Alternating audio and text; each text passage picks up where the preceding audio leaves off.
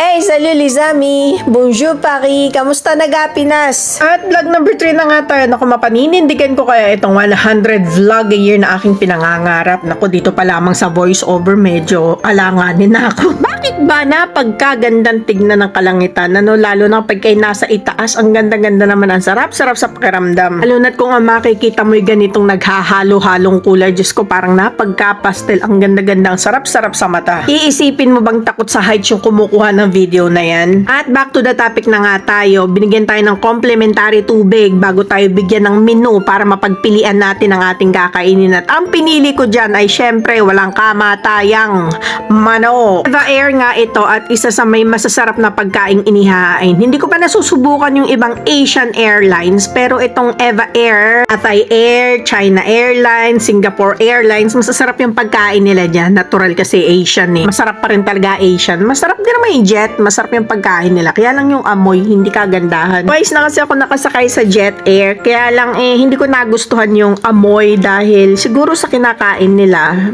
Okay naman ang service nila doon, okay naman yung pagkain, masarap yung pagkain, nga lang hindi kaaya-aya para sa ilong ko ang amoy. And 2 hours bago ang breakfast, magbibigay sila ng complimentary snack. So kung tulog ka, magigising ka kasi makikita mo nagbibigayan. At alam na kapag ka nagbigayan, gising agad yan. After 2 hours nga, ito na, meron na tayong congee o lugaw bilang ating almusal. Dahil 2 hours na lamang ay bababa na tayo. Nandito na tayo sa ating first destination, ang aking layover, kung saan magko-connecting ako pabalik ng Pilipinas. Dito ako magle-layover sa Taiwan. Hindi man ito yung first long layover ko, pero ito yung first time na lalabas ako. At bibigyan nga tayo ng immigration slip kung saan ilalagay natin yung details natin para makalabas tayo. At syempre, wag nating kalilimutan ng complimentary snacks na ibinibigay. Syempre, 2 hours ago na yung ating almusal, kaya bibigyan tayo ng snack. At syempre, paglabas mo ng eroplano, ang hanap mo talaga is ito. Alam mo ba kung ano ito? May idea ka ba kung ano yon? Kung nga ako dumiretso sa immigration, ay dumaan muna ako doon. Dahil ito nga ay connecting flight, so kakailanganin kong ipasa yung kaninang slip na ibigay sa amin para makalampas ako ng immigration. At dahil visa free nga ang Taiwan sa mga Pilipino, nakalampas naman ako na matiwasay. Tinanong lang ako kung meron daw ba akong daladalang baboy o any meat na karning baboy. Sabi ko, wala naman.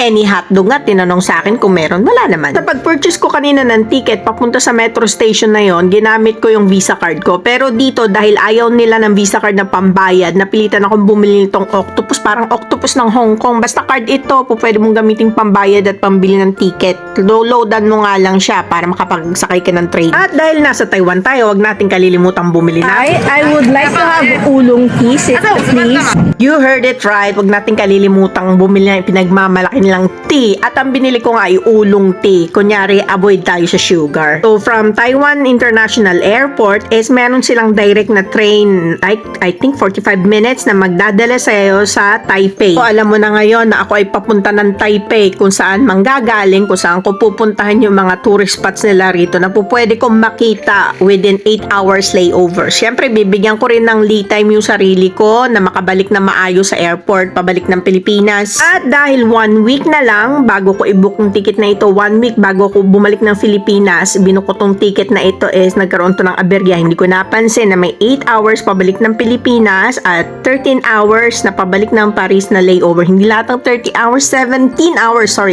hours pabalik ng Paris. Kasi sabi ko nga, beautiful accident ang pagkakabuko ng trip na ito. Nakahanap ako ng Ate Marife. Hi Ate Marife na nag-guide sa akin. Meet Ate Marife. Si Ate Marife Marites nga ba? Ang aking nakilala, tinulungan niya kung paano makarating sa aking second destination papunta sa Taipei dahil medyo nauulaga ako. Tinulungan niya ako, ginaid niya ako, and well appreciated naman yung tulong niya dahil mas napabilis ako. Punta tayo. Dalawang stop lang yung pupuntahan ko. And may binili ako parang token ticket na itatap ko lang para papasok ako.